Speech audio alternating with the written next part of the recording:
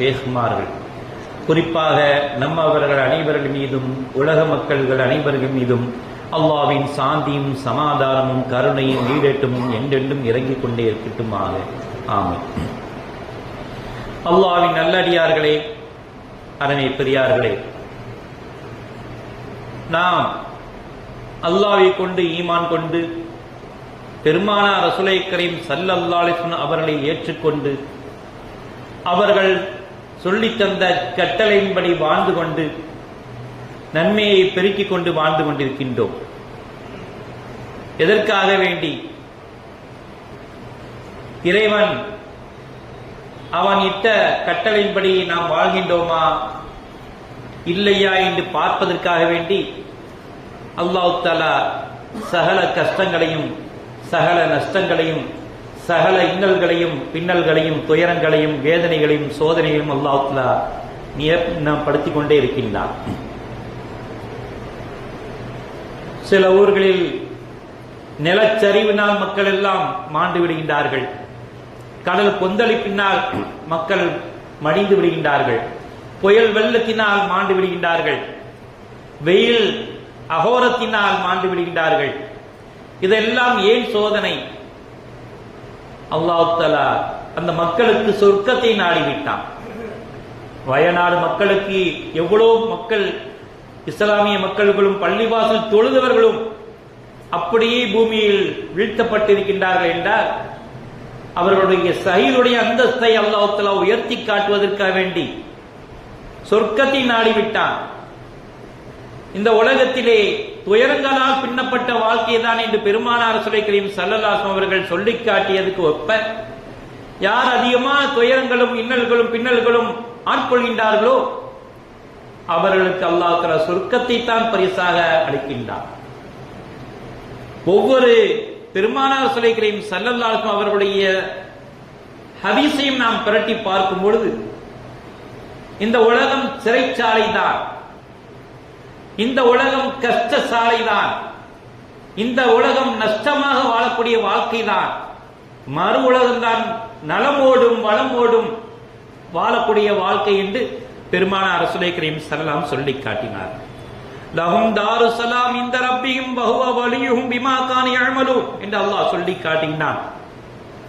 அவர்களுக்கு அவருடைய இறைவனிடம் சாந்தியும் சமாதானமும் உள்ள வீடுகள் இருக்கின்றன.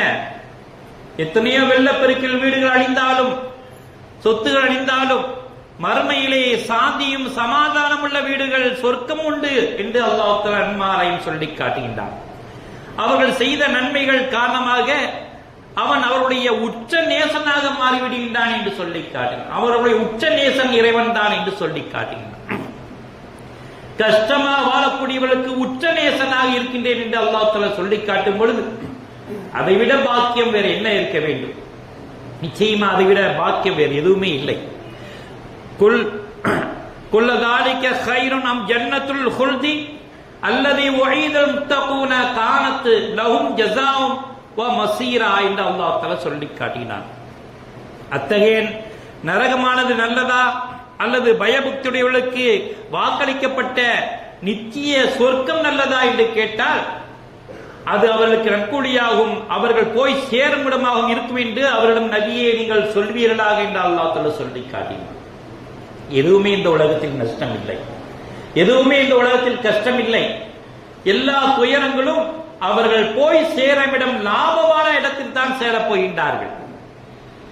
அவர்கள் போய் சேரக்கூடிய சொர்க்கம் என்ற ஒரு லாபமான இடத்தை தான் சேருகின்றார்கள் என்று நபியே அந்த மக்களுக்கு நீங்கள் சொல்வீர்களாக என்று அல்லாஹ் தஆலா சொல்லி காட்டும் பொழுது எவ்வளவு பெரிய பாக்கியத்தை அல்லாஹ் தஆலா தந்திருக்கின்றான் என்பதை நாம் சிந்தனை செய்து பார்க்க வேண்டும். ஆகவே தான் நீங்கள் நன்மையில் முந்திக் கொள்ளுங்கள், நல்ல விஷயங்களில் தேடி செய்து கொள்ளுங்கள், நீங்கள் சொர்க்கத்தை அடைவீர்கள் என்று ஒவ்வொரு விஷயத்திலும் அல்லாஹ் தஆலா சொல்லி காட்டுகின்றான். அபூ ஹுரைரா ரலியல்லாஹு அன்ஹு அவர்கள் அறிவிக்கின்ற ஒரு ஹதீஸை பார்க்கும் பொழுது யார் அதிகமாக சொர்க்கத்தில் நுழையக்கூடியவர்கள் என்று கேட்கும் பொழுது சொர்க்கத்தில் நுழையக்கூடியவர்கள் நன்மையில் யார் முந்தி செல்கின்றார்கள் என்று பார்க்கும் பொழுது அல்லாஹ்வின் பாதையிலே ஒரு ஜோடி பொருட்களை செலவு செய்யக்கூடியவர்கள், மன் அன்ஃபக ஜௌஜைன் என்று பெருமானார் ரசூலுல்லாஹி கரீம் ஸல்லல்லாஹு அலைஹி சொல்லி காட்டினார். ஒரு ஜோடி செலவு செய்யக்கூடியவர்கள். ஒரு ஜோடி செலவுனா ஜோடி ஜோடியாக செலவு. ஆறா இருக்கலாம், ஜோடியாக செலவு செய்யுங்கள். நஃபகா கொடுங்கள், தர்மம் செய்யுங்கள்.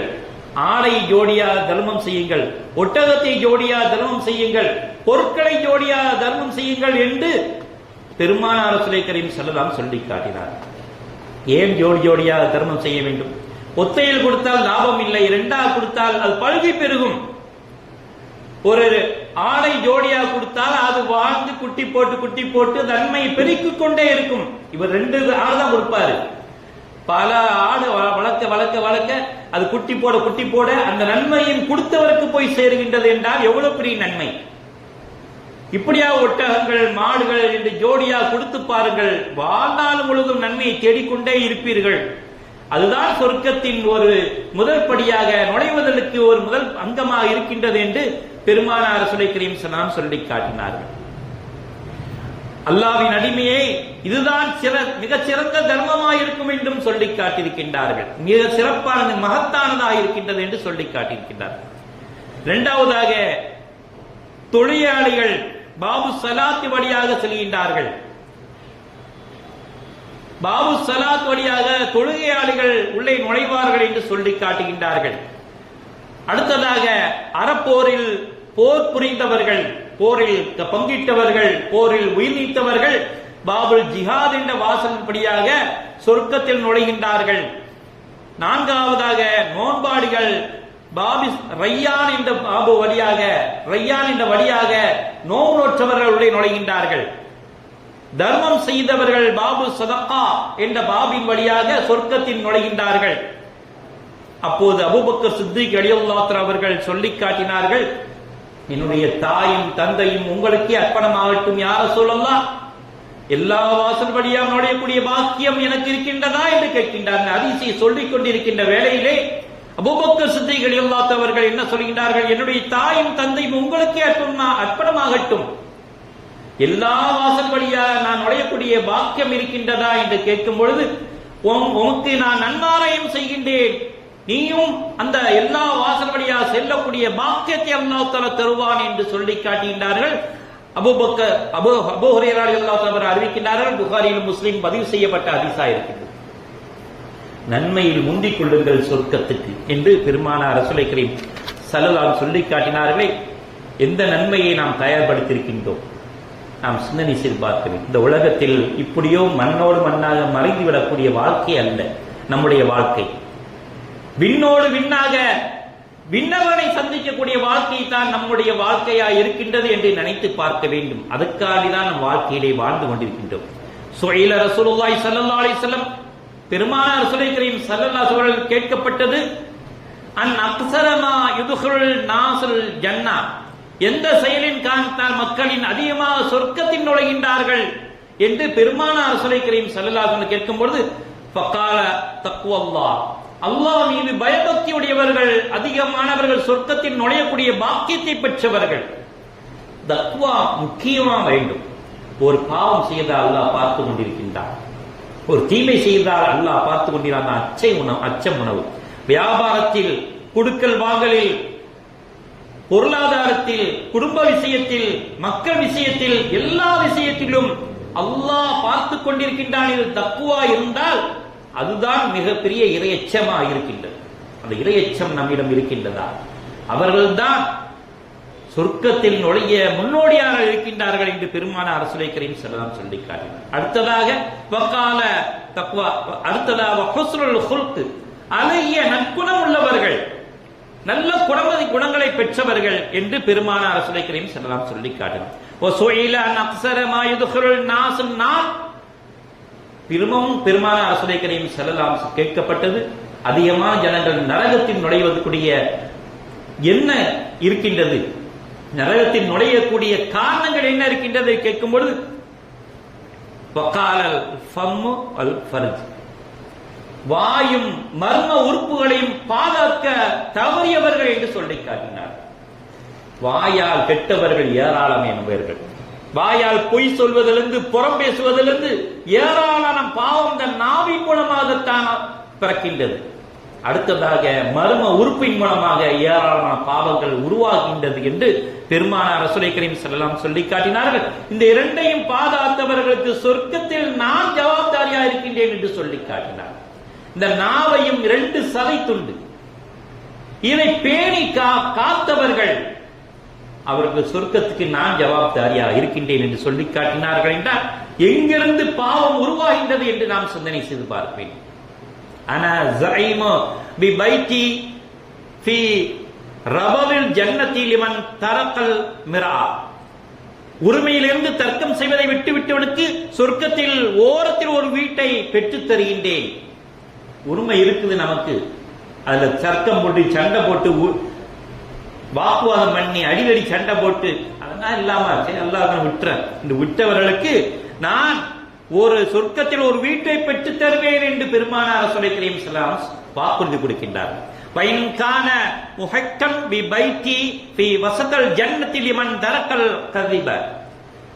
கேலியா கூட பொய் பேசாமல் இருந்தவனுக்கு சொர்க்கத்தின் நடுப்பகுதியிலே அவர்களுக்கு வீட்டை பெற்றுக் கொடுக்கின்றேன் என்று பெருமானார் ரசூலுல்லாஹி ஸல்லல்லாஹு அலைஹி வஸல்லம் சொல்லி கேலியா கூட பொய் சொல்லாதவர் வாழ்நாள்ல காலையிலிருந்து இரவு முழுவதும் எத்தனை பொய் பேசணும்னு பட்டியலிட்டா கணக்கே சொல்ல முடியாது. எங்க வீட்டுல இருக்கீங்களான்னு கேட்டா போன் பண்ண இல்லங்க நான் வெளியில இருக்கேன், வீட்டுல இருந்துட்டே சொல்லுவோம். பணம் இருக்கா இல்லங்க பையில ஒரு பைசா இருக்கும், 1000 கணக்கான ரூபா இருக்கும். இப்படியாக ஏராளமான பொய், கேலியாக கூட ஒரு பொய் சொல்லாதீர்கள் என்று பெருமானார் ரசூலுல்லாஹி ஸல்லல்லாஹு அலைஹி வஸல்லம் சொல்லி காட்டினார். அப்படி சொல்லாதவர்களுக்கு நடு வீட்டிலே சொர்க்கத்தின் நடுப்பகுதியிலே வீடை பெற்றுக் கொடுக்கின்றேன் என்று சொல்லி காட்டியிருக்கின்றார்கள். வைன்கான மாசிகனோ பி பைத்தி ஃபீ அழல் ஜன்னதி லிமன் ஹஸ்ஸன குல்கஹு. நற்குணம் உடையவனுக்கு சொர்க்கத்தின் உயர்ந்த பகுதியில் ஒரு வீட்டை பெற்றுத் தருகின்றேன் என்று சொல்லி காட்டினார். நல்ல குணம் உள்ளவர்களுக்கு சொர்க்கத்தில் உயர்ந்த இடத்தில் நான் பெற்றுத் தருகின்றேன், நான் பொறுப்பு ஏற்றுக்கொள்கிறேன் என்று நபிகள் பெருமானார் ரசூலுல்லாஹி கரீம் ஸல்லல்லாஹு அலைஹி வஸல்லம் சொல்லியதாக அபு உபாமா ரலியல்லாஹு அன்ஹு அறிவிக்கின்றார்கள். அபு தாவீதிலே 4167 ஹதீஸிலே பதிவு செய்யப்பட்ட ஹதீஸா இருக்கின்றது. எவ்வளவு பெரிய பாக்கியம், சாதாரண விஷயம். இதை பேணுவதில் ஏதாவது சிரமம் இருக்கின்றதா? பொய் பேசாமல் புறம் பேசாமல் என்னால் இருக்க முடியாது என்று யாராவது சொல்ல முடியுமா? நிச்சயமா அதை தவிர்க்க முடியும்.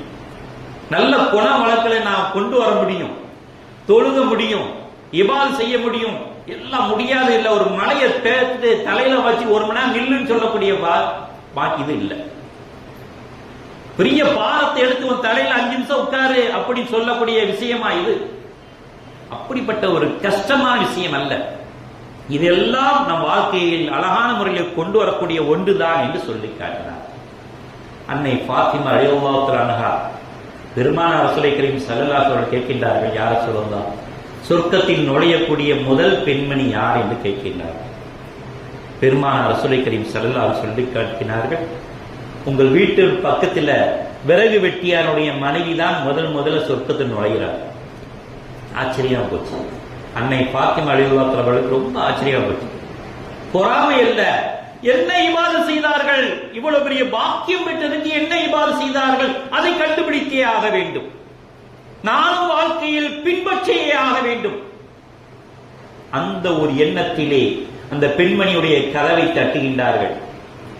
நான் உலக தூதர் முஹம்மது முஸ்தபா ரசூலுல்லாஹி கரீம் ஸல்லல்லாஹு அலைஹி வஸல்லம் மகளார் வந்திருக்கின்றேன், கதவை திறங்கள். முடியாது, என்னுடைய கணவர் உத்தரவில்லாமல் நான் கதவை திறக்க மாட்டேன். சென்று விடுகின்றார்கள்.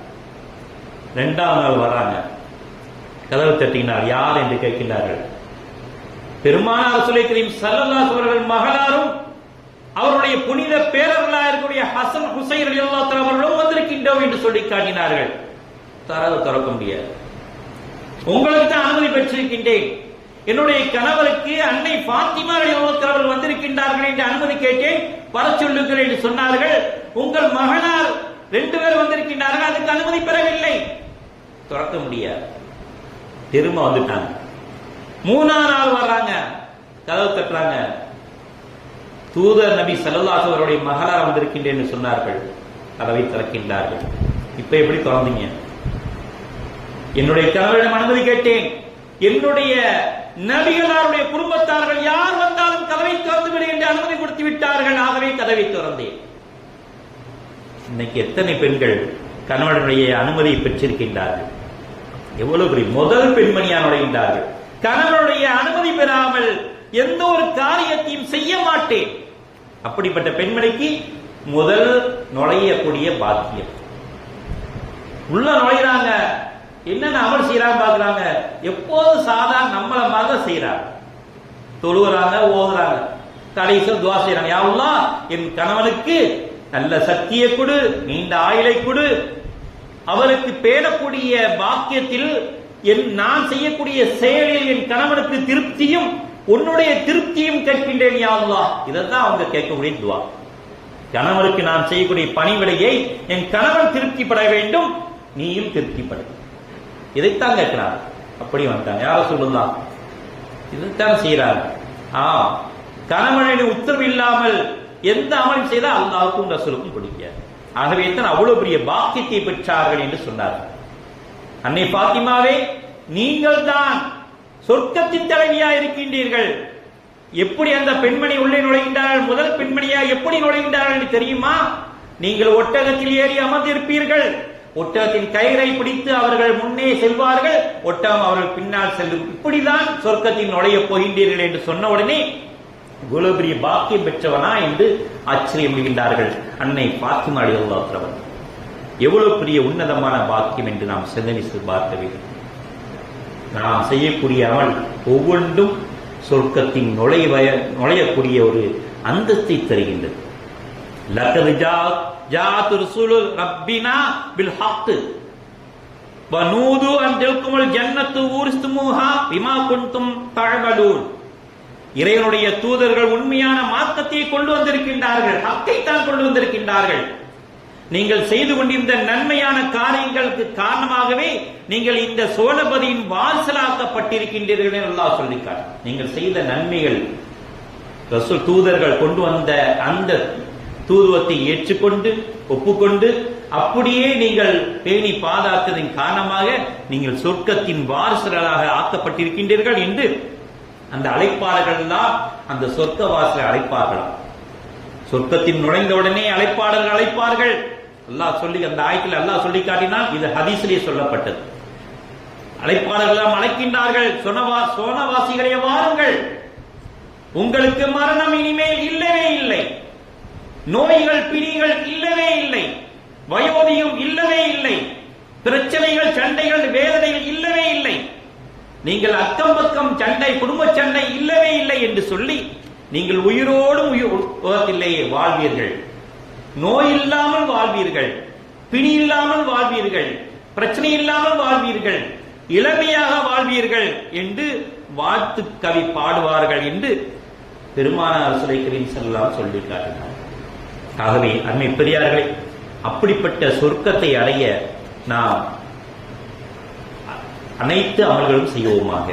தர்மத்தின் மூலமாக, ஜக்காத்தின் மூலமாக, தொழுகையின் மூலமாக, கலிமாவின் மூலமாக, இபாதத் செய்வதன் மூலமாக அல்லாஹ் தஆலா முதன்மையான சொர்க்கத்தை அடையக்கூடிய பாக்கியத்தை நாம் தருவார். அப்படிப்பட்ட பாக்கியவனாக ஆக்கி அருள்வானாக. யா அல்லாஹ், நாங்கள் இபாதத்திலே குறை கொண்டாலும் நீ மன்னித்து விடுவாயாக.